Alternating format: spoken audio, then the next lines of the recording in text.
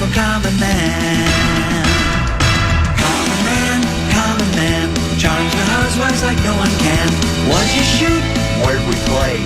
Non-stop nonsense on deck today. Tune in, it's time for Common Man. Oh boy!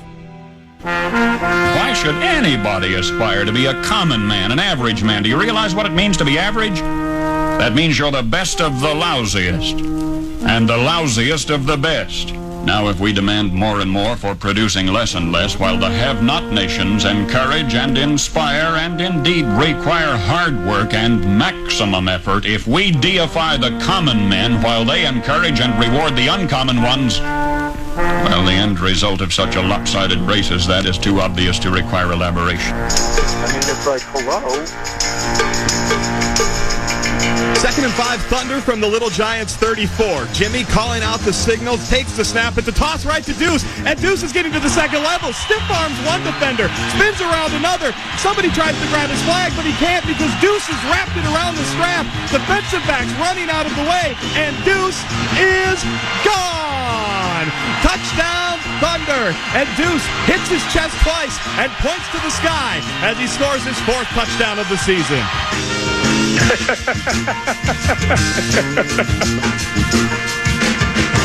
Jimmy drops back, avoids the rush, looking over the middle. It's Deuce, and it's caught.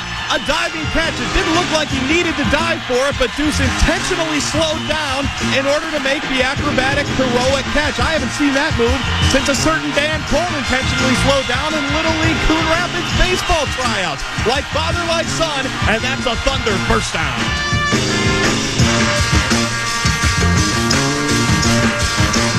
Little Giants ball, 3rd and 8, deep in their own territory, and the Thunder showing blitz. Jimmy takes the snap. Here comes Deuce, and Deuce grabs his flag. It's a sack. The Little Giants will have to punt. First, he's a sure-handed, precise route-running tight end. Now he's a fierce pass-rushing, Rock of Gibraltar defensive end. Is there anything that Deuce can't do? And now he's going to return the punt that the Little Giants will have to do. This kid is amazing. For the first time all day, the Thunder forced the punt, 4th and 15, and Deuce takes the long snapping honors. Deuce snaps it. He snaps it to the up man. It's Robbie, and Robbie looks surprised. He hasn't seen the football all day, and Robbie's flag is snatched. What was he thinking? Now there's a man with a backwards beret running out on the field while talking on the phone. He's yelling at Deuce, and yes, Deuce did just yell back, "You're insane," because he tried to snap it to the up man. The Thunder give up the ball deep in their own territory. Not sure what Deuce was thinking there. Well done, young man! He's the clown from Brown. He's the 4th in the North. This is the Common Man, Dan Cole.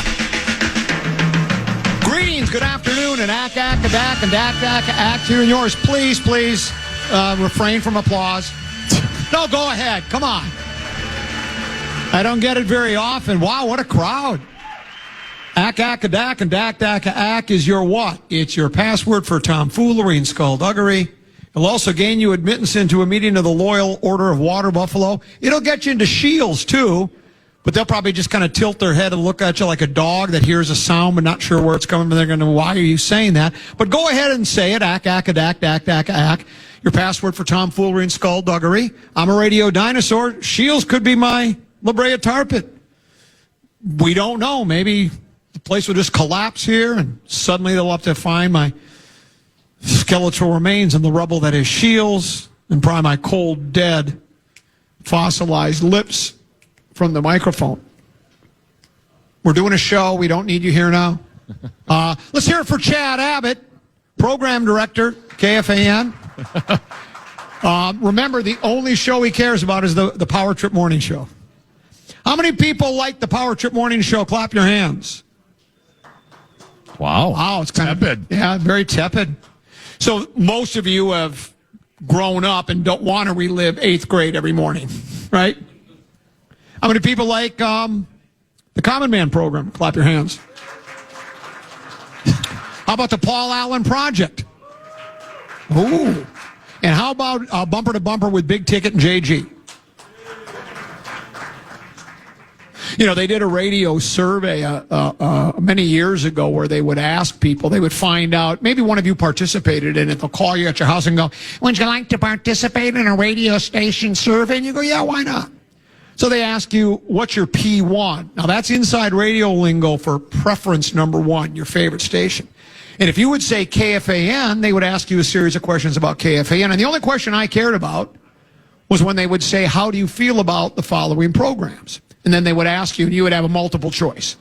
You would have love, like, meh, dislike, or hate. So the results came back one year. They would do it yearly, right? Results came back, and it was 6% of the people hated the Power Trip Morning Show. How many are in that 6%? 5% hated the Paul Allen Project. 7% hated Bumper to Bumper. Get this, 27% of those surveyed hated the Common Man program. That's more than all 3 of the other shows combined. I took notice. Oh, yeah. I said, okay, you've sent a message. It's loud and clear. So I put my nose to the grindstone, my rigor mortis laden lips to the Neumann BCM 104. And when that next survey came out, 54% of those surveyed hated the Common Man. Ack, a dack, and dack, and ack. To you, too. Hey, thanks for coming on out to Shields. Hope you brought a toy. For the first 50 people that drop off a toy here during the Common Man program, you'll get one of our Unreal beanies. They're really cool. Do we have an example of one? Are you wearing this year's version, or is that last year's? That's last year's version, but it's really cool. Oh, you've got this year's version. Oh, okay. So you both had, so they have different colors. Cool. Yeah, they're nice. Oh, they're really nice. I have one. Sweet. I don't know if I brought mine with me, but this is another different Unreal hat. But they're really cool, and it's just a token of our appreciation for helping you out, for helping out Toys for Tots, presented by the Minnesota Vikings, United States Marine Corps, Shields, and all of us here at the Fan. And it's interesting how things have changed for me over the years. The very first Toys for Tots, I didn't participate because you're either for kids and against stadiums, or you're against kids in 4 stadiums. If you remember, before they built the stadium, that's what a Minneapolis City Council member said. If you are for the stadium, you must be against kids. And if you are for kids, you're against the stadium. So I wanted a stadium. Now, I wanted them to build it in Arden Hills. Build it in Arden Hills. But they didn't. But I was for stadiums. I was completely against kids. Even the 2 I had. As a matter of fact, did you know my wife and I recently told our kids we don't want children? But it was too late. We already had them. So we've got 2 kids. So I was against kids and for stadiums. Then I changed my mind. I was for kids and against stadiums. Then I changed my mind again. I was for kids and for stadiums. And now I'm against both. I think they should take all kids, round them up, and put them inside the stadium and just leave them there. That goes for you kids right there, too. No, I'm just kidding. We love you. Thanks for coming by. He seems to be like, what is this all about? He's just waiting for the Viking to come. Yeah, he's just waiting for the Viking to come. We think we have a couple of Viking players coming. We don't know. It's all subject to change. We've been told it's cash in, cash out. Blake Cashman, Eden Prairie native. Probably lives a couple of blocks. A 9-iron away from him. Yeah. So he's expected. And then Isaiah Rodgers, defensive back. They are expected guests. When they come, I'm not sure. Maybe Tennessee has time frames. But we're expecting them to come by here a little bit later and talk a little Vikings football. Hey, thanks for honking. If you're by, people honking their horn, thank you very much. If you're in the neighborhood and you want to just give us a little toot of the horn, you can do that as well. That might have been Cashman's mom honking. It could have very well been. Yeah. Just leaving the house. Or maybe it's the insane asylum honking the horn saying, we're ready for you. Okay. What's the difficult part is, in the past when we've had Viking players, the season's been going well. Sure. Like last year, had we lost a game by the time Toys for Tots came around? Maybe 1 or 2. I mean, we were on a roll. Now it's like, hey, so how's it going? You're 4-8. You're 1-5 over your last 6 games. And it's awkward. It is awkward. Yeah. And I'm not going to do, because, I know what the answers are going to be. Oh, we all still love each other, and we're giving it everything we got. And I'm not saying they don't love each other, not giving everything they got. But that's got to be a little difficult on the drive to the stadium this Sunday. We're playing the Commanders. We just can't get anything going. And you're just looking at the calendar saying, I really want the season to end. I believe that's human nature, is it not? Or do we not believe that? Do we think that these guys want to give it everything they got every game and can't wait to suit it up on Sunday. When you shoot a 48 on the front nine, I don't want to. You're not excited about the back nine. That's exactly right. Yeah. And so I think that you might not have the complete focus you need. Yeah. That's necessary for that back nine. So if you're expecting me to try to dig deep into their psyche and in their soul and find out what they're really, you ain't going to get that here. I'm just probably going to ask Cashman what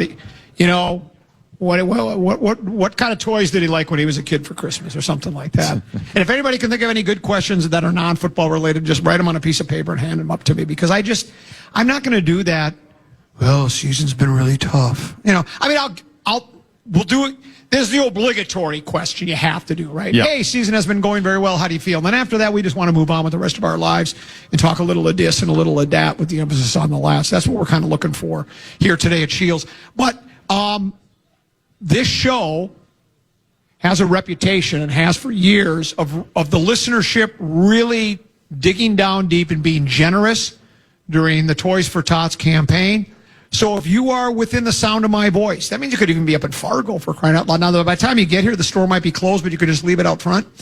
But we would love you to drop by Shields today and bring an unwrapped toy for girls and boys. Also, we mention this every year, there are teenagers that could use something as well. So if you find something else like a watch or something that a teenager might like a little bit better than, what's that little block with all the colors on them, and you try to get all the colors? A Rubik's Cube. A Rubik's Cube, right? I just don't think that, you're going to want a Rubik's Cube. So, or what are they called, Lego sets? I don't think a teenager wants a Lego set. So if you, they might. Well, they might. Yeah. But if you can find anything for a teenage boy or girl, that's cool too, or anything for a toy. And by the way, you don't have to go anywhere else because they've got plenty of things to buy here right at Shields. So you can find something for kids. Look at their snowboards back there. Yeah, snowboards, and there's everything here. So if you find something, bring it up, put it in the Toys for Tots bin, and we'd appreciate that. Let's take our first break of the program. By the way, as you can see, all the seats are full, and there are hundreds of people. Are you eating your lunch? No, I was drinking some water. Okay. Because we don't eat lunch on the air on the show. No. Other shows do. We don't do that here. I've got my lunch with me today too. No microwave oven though. So because so many people want to sit and watch the show, we're limiting everybody to one segment. So if you would just orderly get up and then move, because you can just see the hundreds of people that want to sit down and watch the show. So sorry, but we're limited to one per customer. Let's take a break. We'll come back. We're broadcasting live from Shields in Eden Prairie. It's the Toys for Tots, brought to you by the Minnesota Vikings, United States Marine Corps, Shields, and all of us here at the Fan. We all remember that one teacher who made a difference, believed in us, challenged us, or just made learning fun. Well, now's your chance to say thank you in a big way with iHeartRadio's Thank You Teacher, powered by Donors Choose. Nominate an outstanding public school teacher who's gone above and beyond for their students to win $5,000 to stock their classroom with whatever they need. I always say thank you to the educators shaping our future. Nominate your favorite teacher now. iHeartRadio.com/teachers. iHeartRadio.com/teachers.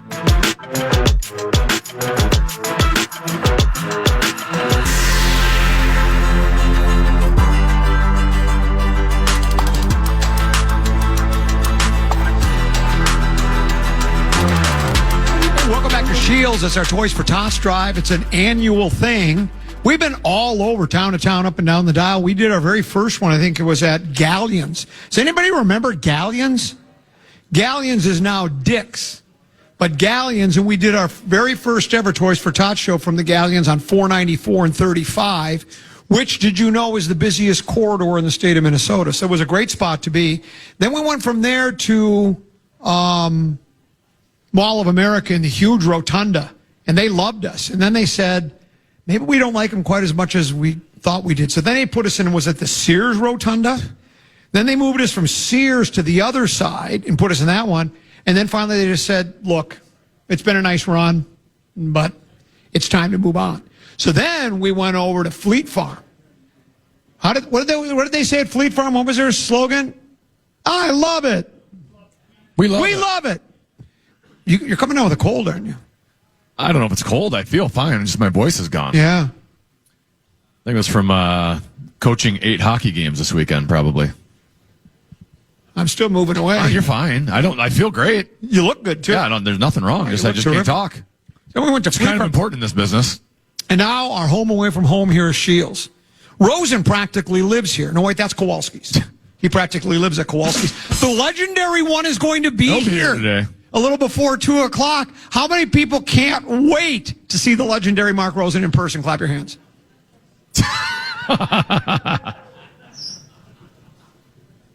Did you know that he is stronger at 73 than he was at 45? That's what he actually said.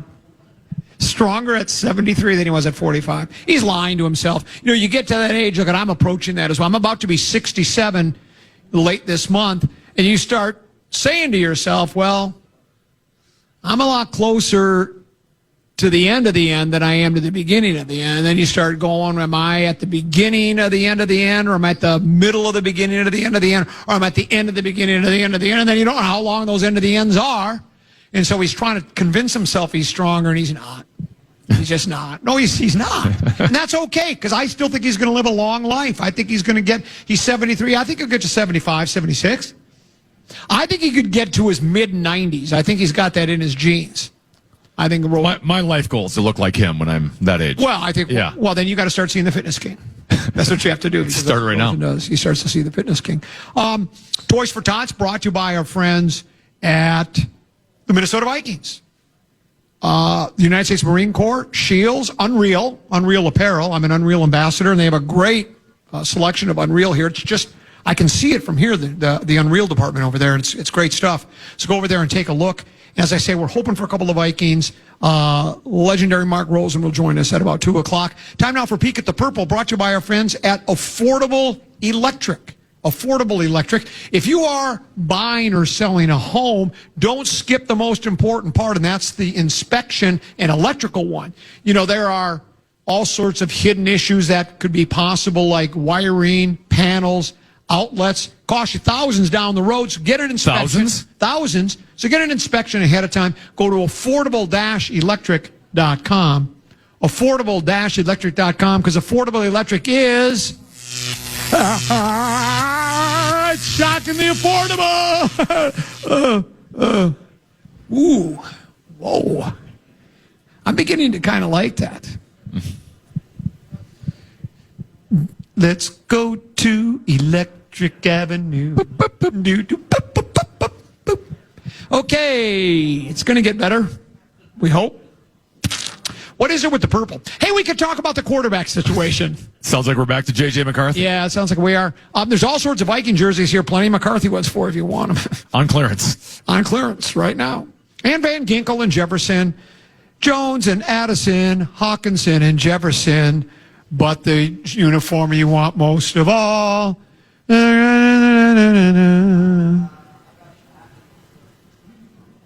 What's who's the undrafted free agent? We drafted a couple of years. You talking about Max Brosmer? No. Ivan Pace? Ivan Pace, the undrafted free agent, had a very good first year. And if you ever see him, he seems not to be playing as much. He's on the bench a lot more now. He's on the bench a lot more. Well, I mean, there wasn't a lot of bright spots against Seattle, but Eric Wilson, who basically has put Ivan Pace on the bench, was kind of one of the few guys that flashed. He's had a good season. And Dallas Turner. And Dallas Turner as well. Because he was catching, I don't know if he was catching so much heat as the front office was for drafting him. Remember, they moved, didn't we trade a couple of picks to get to 15? And then, we always, and this happens in every town, I'm sure, every city where they have a draft pick in the first round that doesn't pan out to where you thought they were supposed to. First round draft picks, right, they're supposed to be impact players right away. Well, let's face it, Dallas Turner hasn't been an impact player. So then you always look at who was selected after him. And the name that always comes up is Jared Verse for the Rams. Who's been just terrific. And he's really good. He's really good. So, but it's nice to see Turner playing a little bit better. He had a couple of, did he have 2 strip sacks? I think he had 2 strip sacks. He forced 2 fumbles, yeah. He forced 2 fumbles. One of them was recovered by the Purple. I think it was their first turnover since 1912. It was their very first turnover. It's been that long.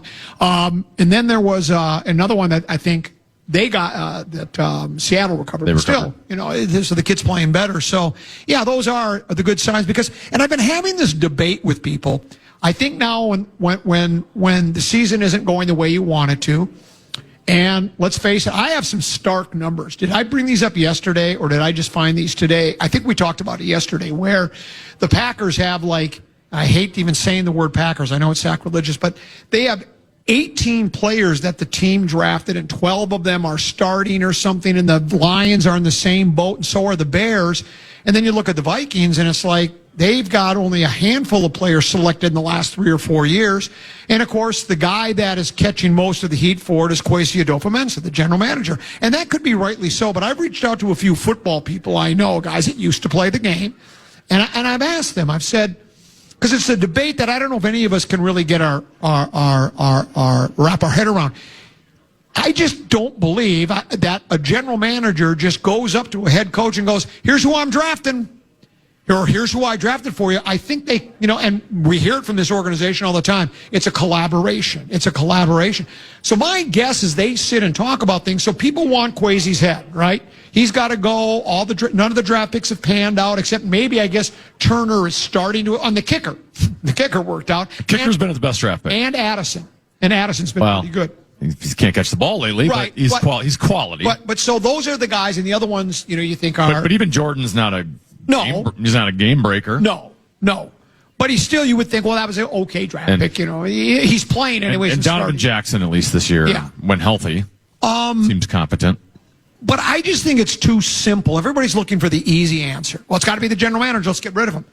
And like, for instance, I asked one of my football friends who played football professionally and told me that, well, like on the McCarthy thing, certainly that's not Cam just saying, I'm going to draft J.J. McCarthy, and here he is.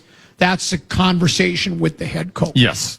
That's not. And, it's maybe it's more, it sounds like, for free agents, where the coach says we need to help on the interior, the offensive and defensive lines.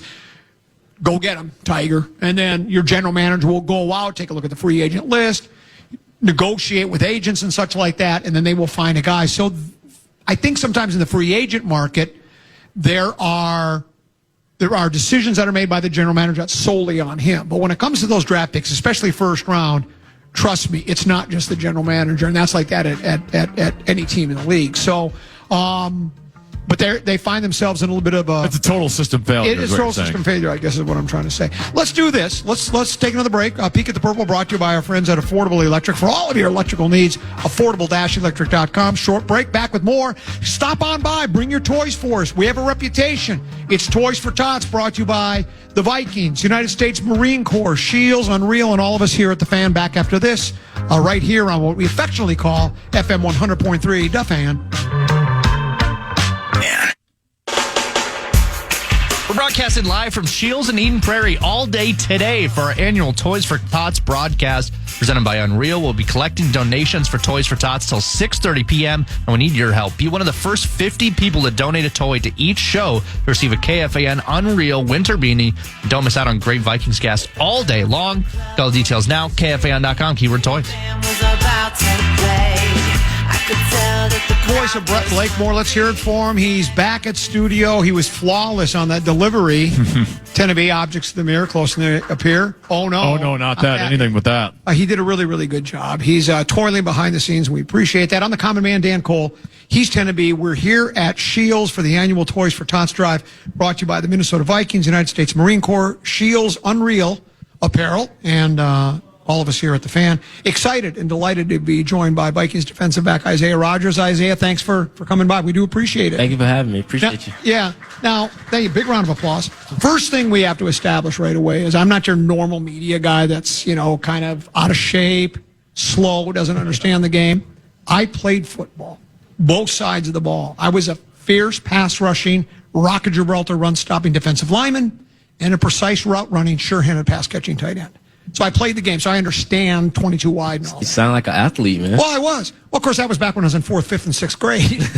So it was a long time ago that I played football. How long you been playing football since, how old, 27? Yeah, I'm 27 now. I've been playing since I was 3. 3? Yeah. 3?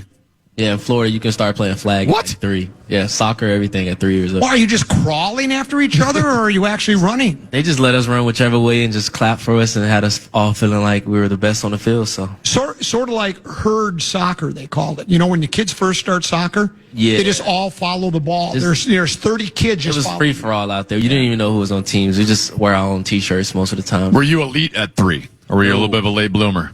I'm still blooming. So Still blooming. yeah, I was bad. I was horrible. Did you play other sports too? I was more of a baseball player growing up Okay. and track, but football was more like a family sport, so I stuck to that. Yeah. Well, it's worked out for you. Let me guess, baseball, center field.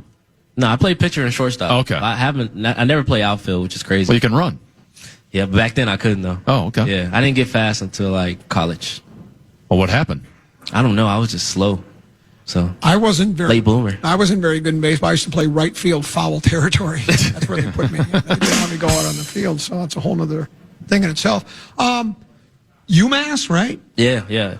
How'd you end up at UMass? Was scholarship offer, or did you just want to go there? Or? Yeah, it was an offer. I just wanted to get away from Florida. I wanted to experience a different, weather. Everything's just different. Yeah. And UMass is one of those teams that, one of those schools that stood out for me. So I just wanted to just get away.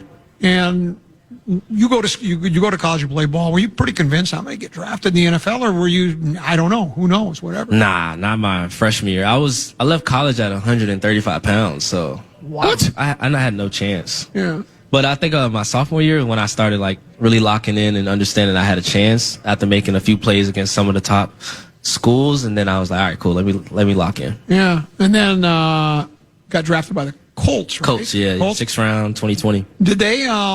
Were there other teams? I mean, how does that process even work? Did they go to the combine? Were you at the combine? Did they just watch your game and call you and say, "Hey, we kind of like you. Want to sit and chat with you and find out what you're like and go through a few drills"? Yeah, How does that work? my year was different because it was COVID, so we had everything on Zoom. Okay. So I had to sit up in my living room and backpedal and drills and stuff for coaches on Zoom, study plays through Zoom. So I never got to travel to the facilities how the kids are now or back then, but it was a lot different. But throughout the draft process, it's weird because teams call you throughout 2nd round, 3rd round, and you think you're getting drafted, but they're just calling to check in on you, saying how you are, being ready for if you become undrafted, they try to come grab you. So it's just a lot of phone calls calling. So as it was getting 4th round, 5th round, getting into this, were you thinking, man, maybe it ain't going to happen for me? Or were you pretty convinced at that point somebody would grab you? I knew I was going to get in somewhere. I didn't think I was going to get drafted. Once the 4th and 5th went by, I was like, all right, cool. So I kind of just stopped watching it, but my family was still there. Everybody was still watching it. And then I ended up getting a call that I thought was the call, but that was 4th round, but it was just to check in. And right, okay. At that point, I kind of just I don't really care anymore. If just hurry up and get it over with. Right. Colts, Eagles, and Vikings, kind of like radio, town to town, up and down the dial. What happens in the, the Colts? You played there. How did you end up with the Eagles? Yeah, I was there 3 years. Made a stupid young guy decision. I was gambling, helping out a lot of people back then. Long story, but got suspended for a year. Took a year off, and the Eagles signed me 2 months later. Okay. So I was signed with the Eagles while I was suspended. And they just basically just kept me uplifted or whatever you want to put it. So I just kind of just stayed working out, stayed on an NFL type schedule, came back with them last year, and then went into free agency and, ended up here. You played for them last year? Yeah, I played for them last year. Where's your ring? It's a little stashed up. You got a little stash. You got a ring. How nice is that? It's stashed up, but I haven't looked at it in a while. Yeah. But that's cool because, a lot of guys, obviously play for a career for money and for a ring and to get one at early in your career is kind of nice. Get that out of the way. Yeah, right? got it out the way, yeah. Yeah. Feel like you found a home here in Minnesota? Like it? I actually do. I like being in different sceneries than Florida, being from Florida, the hot climate, and there's a lot of things to do. I think Minnesota is perfect for me and for my family, and it's really nothing too much to do with the weather and everything, so I actually love it here. This season just hasn't gone the way the team has wanted. Offensively, even defensively, you couldn't stop the run early. Defense playing better now, having trouble at the quarterback position, not scoring any points, get shut out. Difficult to go to the complex every day with a positive attitude or not? No, I won't say it's difficult. I think, end of the day, win, lose, draw, whatever, we all still have a job to do. You got to look past those games. Those games do hurt, especially the one we just had this weekend. But you understand, once you get on the plane and you get back home, you got to reset. You go back to your families, reset, and get ready to come in and watch the next week. So we just got to focus on the Commanders right now. Yeah. I'm guessing for you specifically too, right? Just from listening to you, it sounds like there's always been a little bit of uncertainty in your future, right? Like you were small out of high school, you weren't fast, right? You were drafted late, which you always have to keep working for your spot, right? Like, definitely. And to find yourself in this role, I have to imagine like you're still playing for your future, right? Like I think you're satisfied with your season and how it's going, but I'm guessing just that mentality is probably different with you than maybe some others. Yeah, it's like you mentioned, I done had the doubts of all the doubts from coaches, from teammates, thinking I wouldn't be the guy to go to the lead, and I kind of more so just switched over a new leaf into my life, and more so instead of trying to prove all the doubters wrong, I just kind of prove all the people who believe in me. I like to prove those people right, so I kind of just focus on the positivity of my life. That's good attitude. Yeah. Trying the people that don't believe in you and just made the people that did. It's all about the people who believe in me. That's the only thing that matters right now. Yeah. I think B-Flow believed in you. Yeah, that's my guy. To be honest with you, like as a Vikings fan, like when you signed on day one of free agency, I think most of us were like, who is this guy, right? Yeah. And we weren't expecting when that signed that you'd be like a starting cornerback, like there was more moves to come. They clearly saw something in you and believed in you, and I think you've kind of proven them right as the season's gone along. Yeah, I'm just trying to keep going and just trying to continue to stack the days and just want to go out there and make more plays and, make the state of Minnesota, proud and kind of don't look back and say, oh, that was one of those signings where, all right, cool, he's gone. So I want to be that guy to just continue to keep going and be here for a long time. Our guest here at Shields is Isaiah Rodgers, defensive back for the Minnesota Vikings. We're at our Toys for Tots drive. So you've played for 3 different defensive coordinators, right? Colts, Eagles, and Vikings. How did they differ? Without getting too specific, I mean, do they all have different approaches? Is it all kind of the same with just tweaks, or is every system, like, are those 3 systems significantly different from one another? With the Colts, I had 3 years, 2 different defensive coordinators, so that was difficult in itself. And then with my rookie year being COVID, we were home a lot learning through Zoom, so it was a lot difficult not actually being in the building, learning hands-on. But I probably have 4 defensive coordinators since I've been in the league, and everyone's different. Everyone has different mindset, different philosophies on why you're going to do it this way. And a lot of teams in the league have the same terms, but it's a whole different analogy. So you got to throw away what you learned for the past 3 years and come into a new system and have to just adapt to it. B-Flow likes to say his approach to defense is being aggressive without being reckless. Is that the best way to describe it? Yeah, he's one of those type of guys, and just not really. He's real focused on not looking at the scoreboard, whether we're up 33-0 or whether we're down 33-0. He don't look at the scoreboard. He just likes to keep applying pressure and keep going. I was going to say, is that challenging mentally, psychologically? A game like last game, right, where defense is balling out. You guys are playing great, and the offense just isn't really giving you much. They're turning the ball over. Is that hard in the middle of a game to feel like your side of the ball is constantly like going uphill here? And how do you maintain that focus and competitiveness while that's occurring when you're not getting the help from the other side of the ball? I think that's the best part of football. Would have been a competitive sport. It's complementary football. Like, we need the offense, they need us, we need special teams. So in the end, we see their defense making those type of plays. So we aren't going out there like, oh, the offense isn't doing this, they're not doing that. Like, we're like, all right, cool, they did this, now let's go do it. Let's do it too. We can be better than them. So really it turns to a defense versus defense type of game. So that's more of our mindset, just trying to be better than them. Defense played, I know it was 26 points. Now 6 of it was the pick 6. That's a really good Seattle offense. Darnold's got them humming. They're playing really well. You guys, Darnold had pedestrian numbers. He's been talked about as a possible MVP candidate this year. Yeah.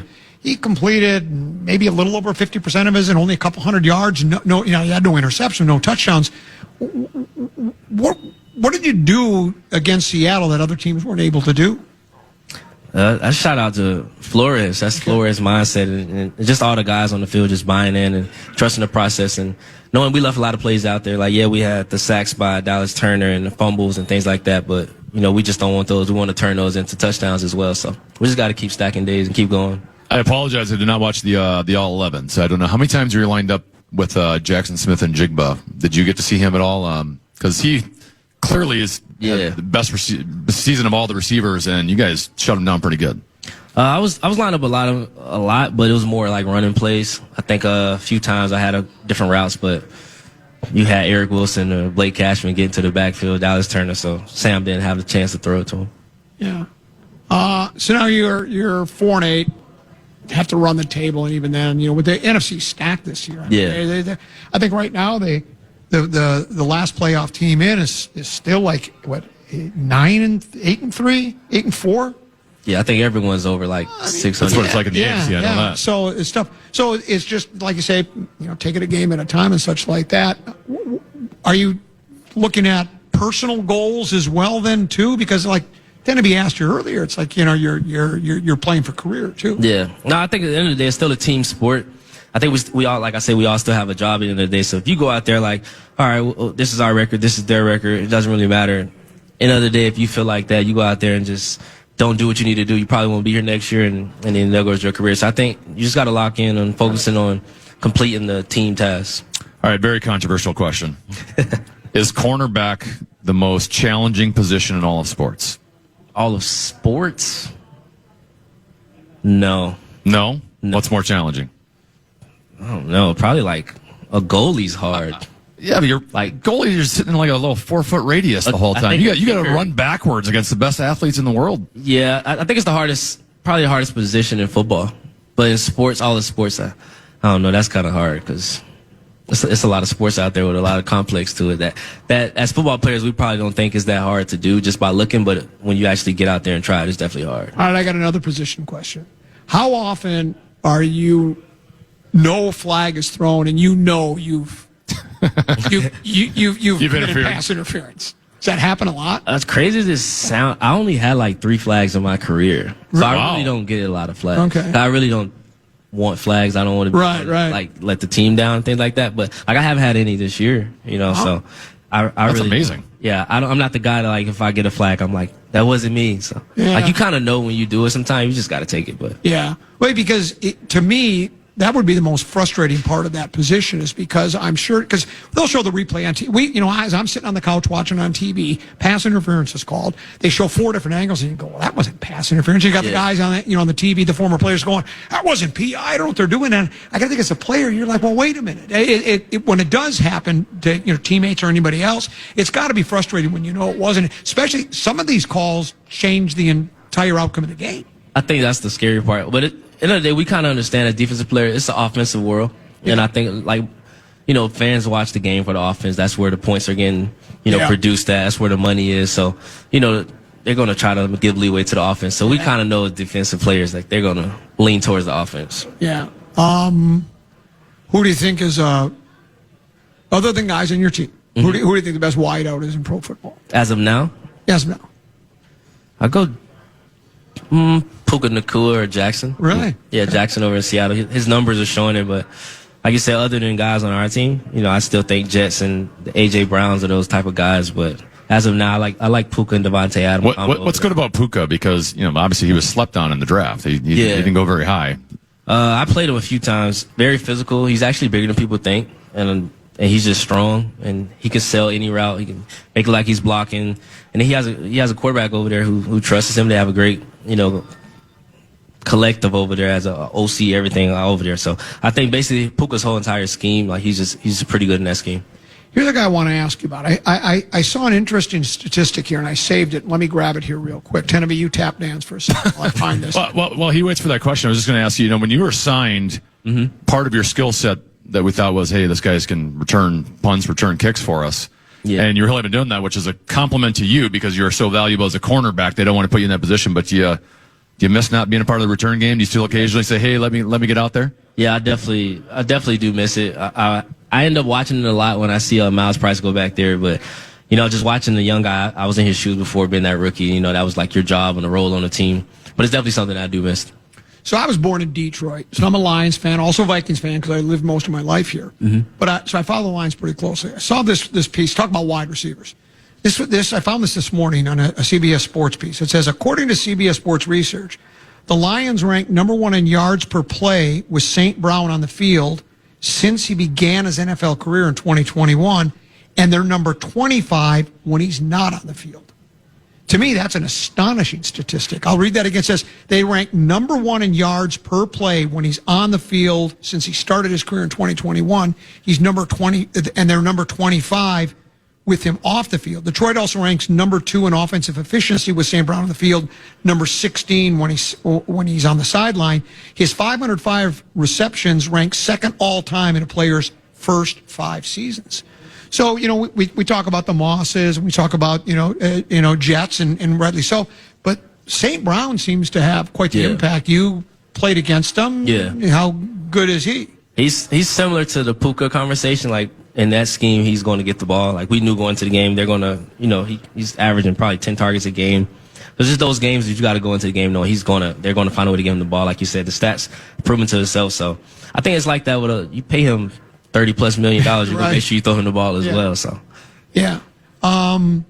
Good luck the rest of the season. Thank you. Yeah, and thanks for joining us. We appreciate it. Thank you. Nice to talk to you. Let's hear it for Isaiah Rodgers, defensive back Thank you. for the Minnesota Vikings. They play Washington this weekend. Let's take a break. We'll come back with more. We're broadcasting live from Shields. It's our Toys for Tots Drive, brought to you by the Minnesota Vikings, Shields, United States Marine Corps, Unreal, and all of us here at the Fan.